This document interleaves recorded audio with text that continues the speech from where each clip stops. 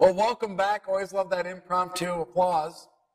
Welcome back. We're continuing to talk about property management, and I want to, in the next hour or so, touch base on a few things.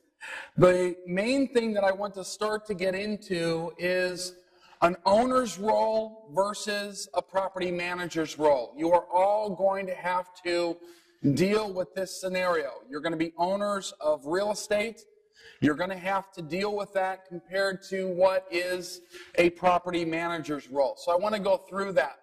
The first and foremost thing that I think is interesting to go over is the agreement between the two. The agreement between the two. So what I want to do is go over the property management agreement, and I want to go over the property management lease. Now, let me go ahead and pull that up on my screen, and I'm going to switch screens here for a moment, just so I get that up. It'll take 2 seconds here. Property management contract. Now, this is for, I'm going to bring this up so you guys get to see it.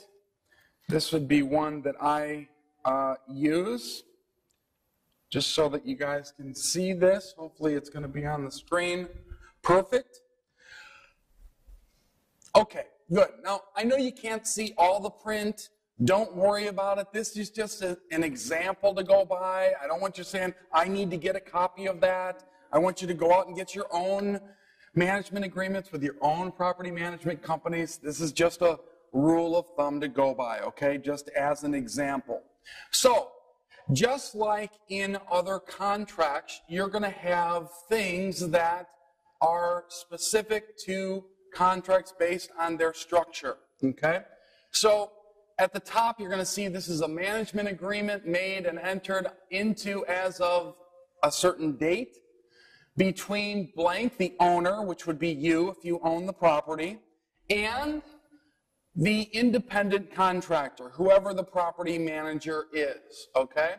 And it just talks about whereas owner is the legal owner of certain real property located at 1234 Main Street, blank, Indiana, and whereas independent contractor is engaged in the business of managing and operating real property, and whereas the parties desire to enter into this agreement under which the independent contractor will manage and operate the premises upon the terms and conditions herein set forth now. Now you can tell this was written by an attorney because they have that attorney language that they use, right? Therefore, in consideration of the above, the mutual agreements contained herein and other good and valuable consideration, the parties agree as follows. This is where the owner and the property manager will get into the specifics about what the relationship is about, okay? First and foremost, the appointment. Owner hereby appoints independent contractor, and independent contractor hereby accepts the appointment by owner to manage, operate, and lease the premises in accordance with provisions stated here in Section 3. Terms. This shall be a self-renewing, month-to-month agreement that can be terminated by either party with a 30-day written notice to the other party delivered by certified, return receipt, requested mail. That's typical on property management contracts. If you have a property manager that you're getting into contract with, and they want to tie you up to a 12-month, 2-year contract, something like that, do not do that. That is a way that you're going to be kind of locking yourself up with this particular property manager, and if they do a bad job, it's going to be harder for you to get out of that contract. So please make sure it's a month-to-month type of situation. Independent contractor obligations. Now, I mentioned earlier today that this contract, by the way, is written in favor of the property management firm. And I'm doing that, I'm giving this as an example on purpose because I want to show you, the owner, what to look out for, okay? That's the purpose of this. Independent contractors' obligations. Independent contractors shall secure such repairs as necessary to protect the premises from damage or to maintain services to the tenants of the premises as called for by their lease. So right away you'll note in the property management agreement that you, the owner, have with the property management company, they're automatically tying in another document in this contract, and that is the lease to the tenant. Independent contractors shall perform the following functions, and they are. I'm going to go ahead and bring that to the top. Marketing and leasing. So everything to do with marketing and leasing, the property manager is going to do. If you feel like you need to add something to that, you're certainly able to do that in your negotiation time prior to signing this contract. Some highlights here. Screen prospective tenants or residents using the following criteria: past resident verification and check, employment income and verification. If you're adding things like credit history or criminal background, you'd want to add that type of language in this section. Okay? Right here, resident move-in functions. What is the property manager doing for the resident when they're moving in? Meet with the resident, go over and sign the lease, collect deposit and first month's rent, and transfer keys. That's one thing I want to point out as well. When you're moving someone in, or the property manager's moving someone in, it's just like when you go to the drive-up window at Starbucks or at McDonald's. You give them the money first, and then they give you your sandwich or coffee or whatever it is you're getting, right? Give them the money, they give you the sandwich. Same thing in property management. They give you the money, you give them the keys and the coffee. Right? The money first, and then I give the keys out. Very important that you remember that. Sometimes they'll say, oh, you know, I forgot my checkbook today. Can I bring that by later in the week? No, you can't. I can't give you the keys until I get the money. Chances are you probably want to get a cashier's check or a money order for that instead of a check for the first one, just to make sure there's not going to be any issues with a bounce check or insufficient funds. Collection functions, how they are collecting rents. What is that penalty involved? That type of thing. Yes, question. Oh, we need that mic on. Gavin, can you pop that mic on for me?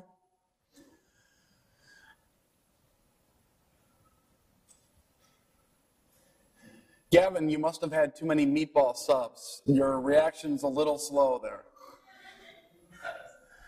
It's what happens when you got a hobby like that, man. Do you typically change locks after each tenant? Yeah, when a tenant moves out, you want to make sure that lock is changed. One of the things I'll do to mitigate that cost is when I'm buying a property, I will try to get a master keyed situation. So I have one key for all the locks, and then all you need to do is change out the cylinder. It's actually a pretty quick change, and it requires the new tenant to have a new key. So the old tenant can't get in that unit, okay? Good question. Okay, so collection function, how's that done?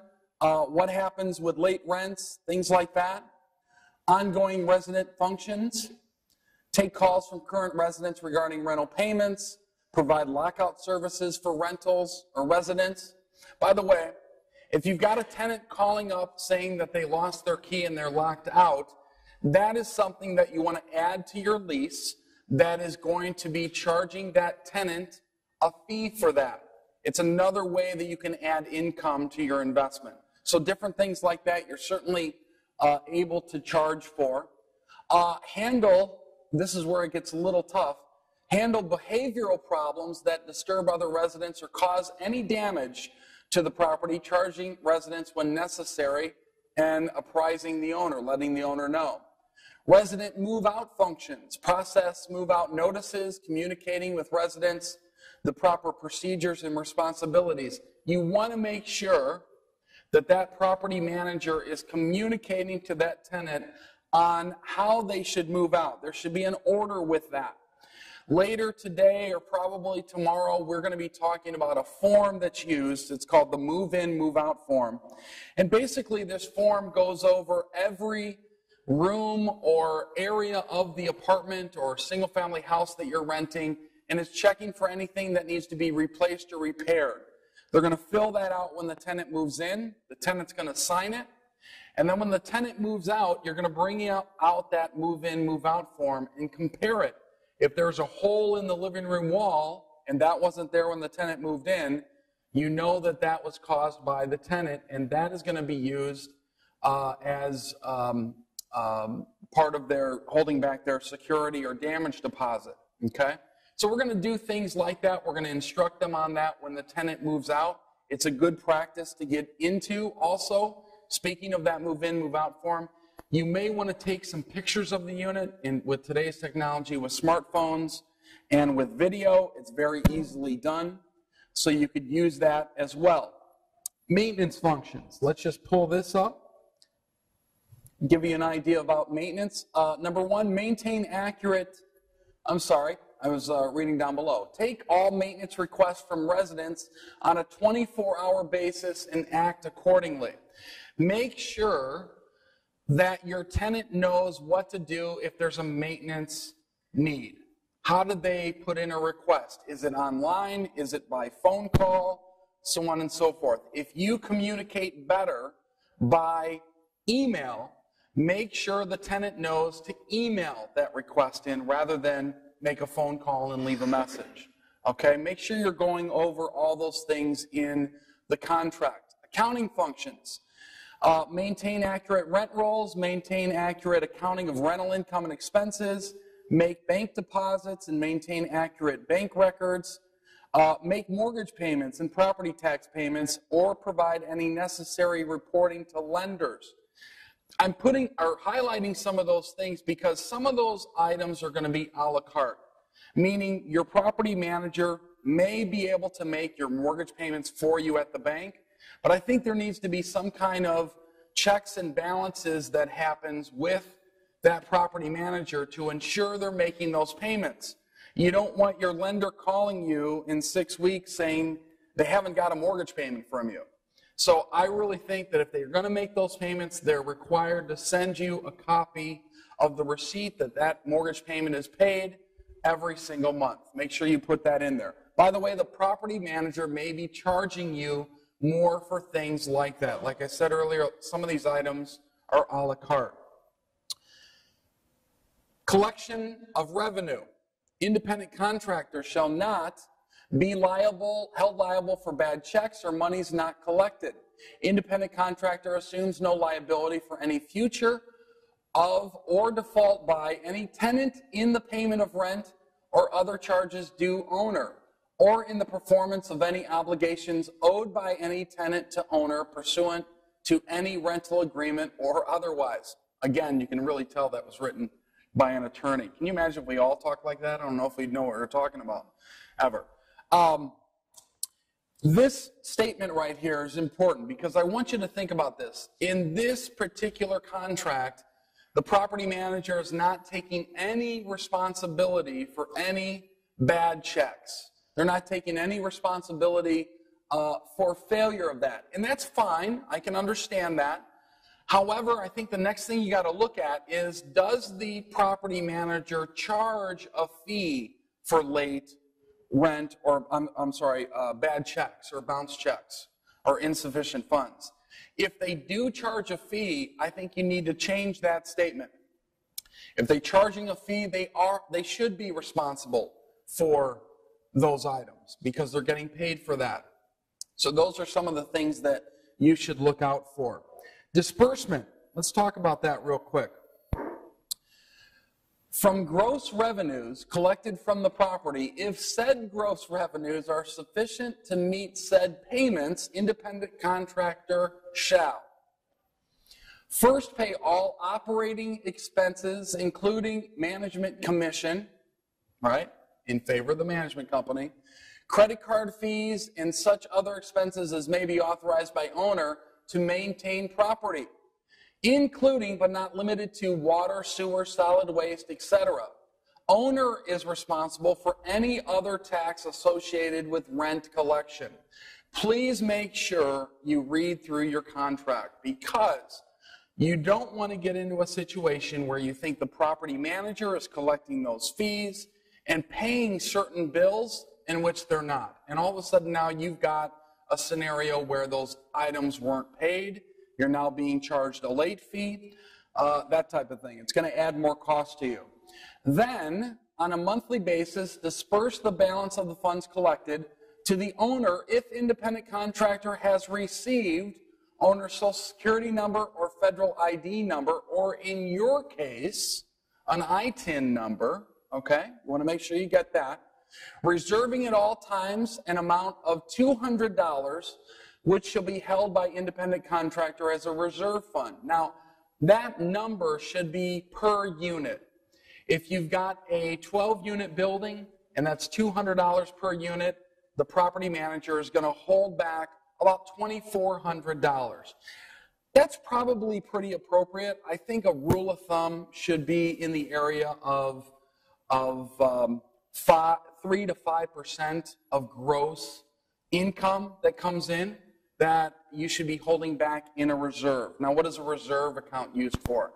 A reserve account is used for if the hot water heater goes out, if you've got a group of people that aren't paying their rent. You want to be able to have a cushion there to go to either pay those expenses or pay that debt service. Okay, everybody see that? Okay, question? John, just to clarify on it, if these are owned by the LLC, it wouldn't be our personal ITIN we'd be providing, it would be our tax number. And having just gone through it, it was interesting, even though it's the LLC owns the property, the form that we have to fill in is actually filled in from our C Corp basis because of the LLC being the flow through. Yeah, if you have an LLC, you're probably giving them an EIN number to put in there, so that would also suffice. But it was actually for the C Corp. The C Corp is also going to have an EIN number. Yeah, it's tax identification number, very much like a Social Security number for an individual, an ITIN number for a foreign national, or an EIN number is the same, only it belongs to a corporation or an entity. Okay, good questions. No disbursements under any condition will be made against any, spelling error there, any checks within 15 days after deposit. That's okay, I can understand that, because you want to give a little bit of ample time there to make sure all the checks are good, nothing is bounced. If that starts to get out to 30 days or 45 days, that's where I would start to have an issue. So 15 days or less is fine on that. Let's talk about repairs. This is something that comes up quite a bit and starts to be an issue sometimes. Repairs. Independent contractors shall not make any repairs to property without written permission of the owner.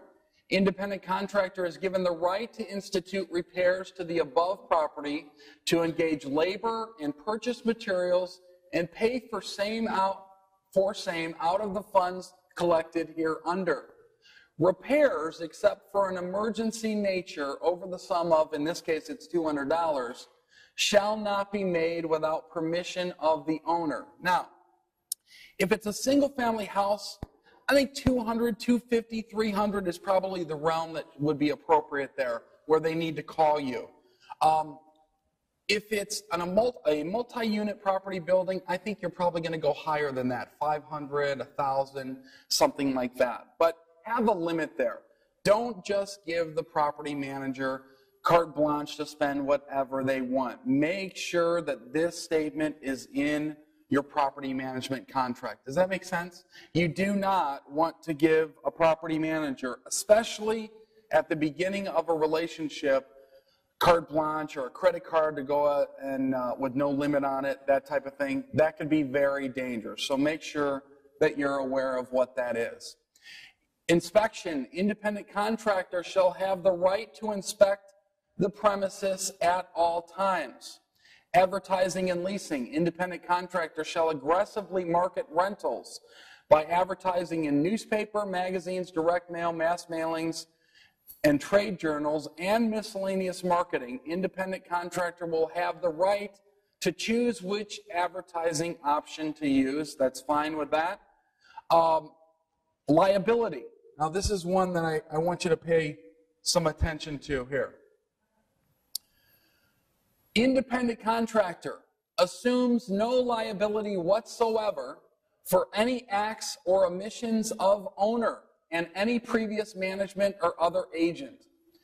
Nor does independent contractor assume any liability for previously unknown violations of environmental or other regulations which may become known during the period of this agreement is in effect. Any such regulatory violations or hazards discovered by independent contractors shall be brought to the attention of owner in writing, and owner shall promptly cure them. Okay? The property manager is assuming no liability whatsoever. I think that that statement, to help you guys out and the owner a little bit, if I was an attorney, which I'm not, that's my disclaimer, right? But if I was, right, I would say, you know, I would modify that a little bit to add some language in there that the independent contractor is going to assume no liability unless it's negligent on the actions it does take. So that's fine to assume no liability of what happened previous, but you're going to have to assume some liability if you're negligent upon the actions that you do take under the contract. Does that make sense? Okay? I would make sure that's in there. We continue of this indemnification, and you're going to see one sentence in here in which something like that was added. I want to share that with you. And here it is. Except for the willful misconduct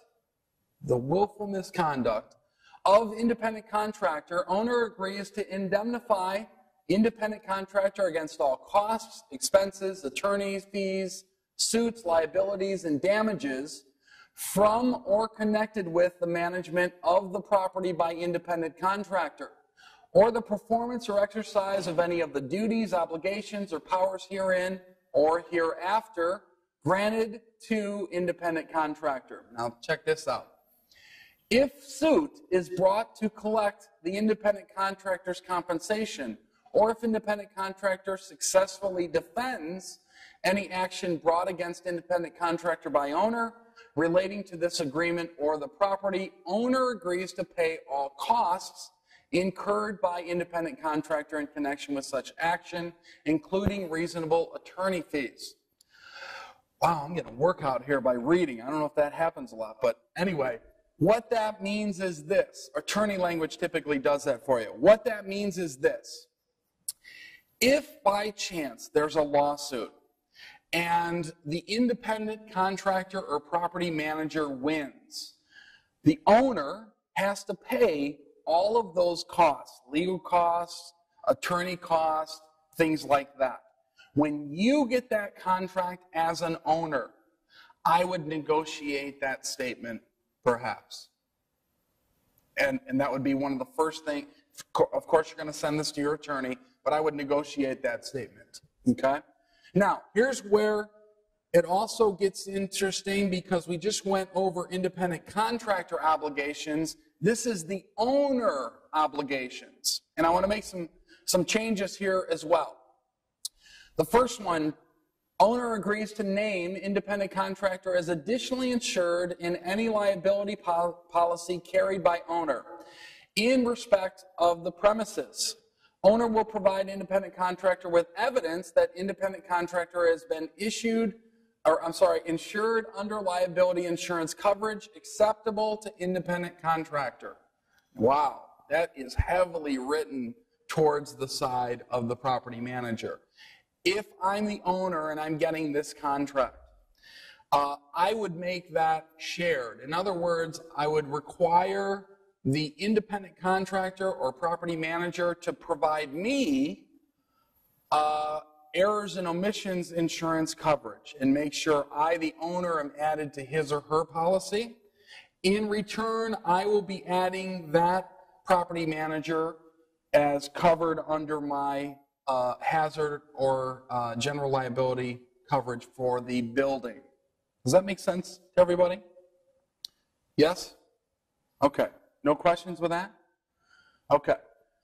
Owner agrees to pay independent contractor monthly, 1 month in arrears during the term hereof, as a fee for the services performed hereunder in an amount equal to X percent, 5%, 8%, 10%, whatever that is, of the potential rental receipts of the premises. Potential rental receipts is defined to be the total of all sums to be collected as rent to leases, both written and oral tenancy agreements. Does anybody see an issue with that statement? What's the one word that we have issue with as owners? Anybody? What is it? Potential. You see, what this contract does is it says potential rental receipts. So if you've got a 12-unit building and 6 are vacant, you are going to get charged a management fee for those 6 vacant units. You want that word to be gross collected rental receipts or something along those lines, collected rental receipts. You want to pay that property manager based on what they've collected. Does that make sense to everybody? That's one word, and you'll see that quite a bit when you're getting a property management agreement. Make sure it's not on potential. Make sure it's on actual collected rents. Okay? Owner agrees to pay, in addition to the management fee, for all costs incurred by labor and parts required to maintain the premises and perform all functions previously outlined. With the exception of lawn care and landscaping, any maintenance requests will be charged at $25 per hour portal to portal, means from start to finish. Now, what I'd like you to do when you're analyzing that part of this contract is state, how have they set up their maintenance? Number one, do they have an in-house maintenance staff? Like 512 has an in-house maintenance staff. I think that might be something in which you could negotiate that price down. That seems a little bit high to me, okay? The next thing I want to point out with that, there will also be a 10% charge on all parts and supplies, which includes shipping, delivery, and any other charges or surcharges that would apply to parts and supplies. 10%, that can be pretty hefty, especially when, you're buying a refrigerator for, $400. That's another $40 on top of that you have to pay them. Typically, if they're getting appliances purchased, the appliance company delivers it anyway and drops it off and plugs it in. The property management company doesn't really have too much to do with that. So I want you to kind of notice that language in property management contracts and definitely negotiate that out of there, okay? Does that make sense? Everybody got that? Owner acknowledges and agrees that independent contractor will arrange for third parties to provide services on owner's behalf and agrees that owner shall remain solely responsible for payment of such services. Regardless of how any particular invoice is addressed, owner agrees to pay all third-party invoices arising out of services provided for the benefit of owner's property being managed by independent contractor. Very dangerous statement in there for the owner. Very dangerous. Because if there's no limitations or what I call governors on there, that property manager can basically get any service or subcontractor they want. I would like you, the owner, to put in some kind of restriction in that you have the right to choose the subcontractor. You might want to make sure they've got insurance, they're licensed, that type of thing. You want to definitely put in what we talked about earlier, that there's a limit on how much that property manager can spend, that type of thing. So make sure you've got these things in the language there. Let me kind of move this up to something else here on number F. We've got 2 more pages to go, so just bear with me here. Owner agrees to pay independent contractor a leasing fee of $40 per unit. Make sure that you're checking out what is appropriate in that specific market. Are they charging adequate fees for rents? Like 512 mentioned, they're charging 6%, I believe it is. Is there any other fees with that 6%? Do they have a leasing fee when someone moves in? Do they take half a month's rent? Or in this case, are they taking $40? Is that appropriate? I would check that out, definitely. Here's the other thing. Owner agrees to give independent contractor first option to locate prospective buyers if property is available for sale. Commission will be 3% of the sale price, but not less than $2,500. This is something that a property manager will sneak in a property management contract. Why? Because they're licensed to sell real estate. And you've signed on the dotted line that you're giving them a 3% commission if the property is sold, whether they sell it or not. Please be aware of this statement and have that removed as you, the owner, because I've heard of stories where you'll get caught up in that. The property will be sold, the property manager no longer has the business, and you get a letter from either them or their attorney saying, we are in need of our check for 3% of that sales price. Can you imagine that? Please be aware of that. That's something that is put into contracts more often than not, okay? Providing documents, okay, we got that one. Let's see, collected, expenses. Yeah, that's pretty much it on that. Please, I would recommend having your contracts definitely reviewed by your attorney. Without a doubt, make sure they give it a quick look, because there's always going to be something that an attorney can find that will protect you if they amend it or take it out or add some language to it, okay? So I would definitely recommend that. Any questions at all with the property management agreement?